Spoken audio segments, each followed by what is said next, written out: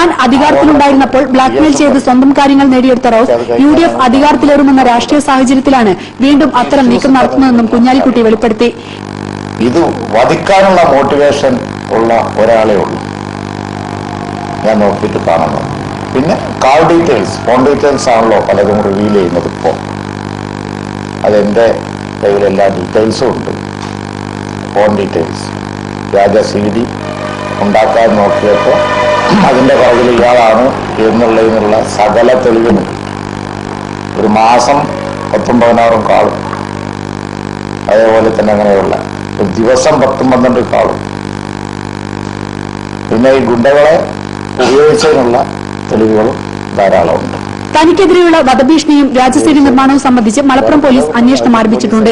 മുൻപ് റൌഫിന്റെ ഭീഷണികൾക്ക് വഴങ്ങി സാമ്പത്തിക സഹായങ്ങൾ ഉൾപ്പെടെ നൽകിയിട്ടുണ്ട്. എന്നാൽ ഇനി അത്തരം കാര്യങ്ങൾക്ക് കൂട്ടുനിൽക്കില്ലെന്നും കുഞ്ഞാലിക്കുട്ടി വ്യക്തമാക്കി. ഇത് തന്റെ കുറ്റസമ്മതമാണ്.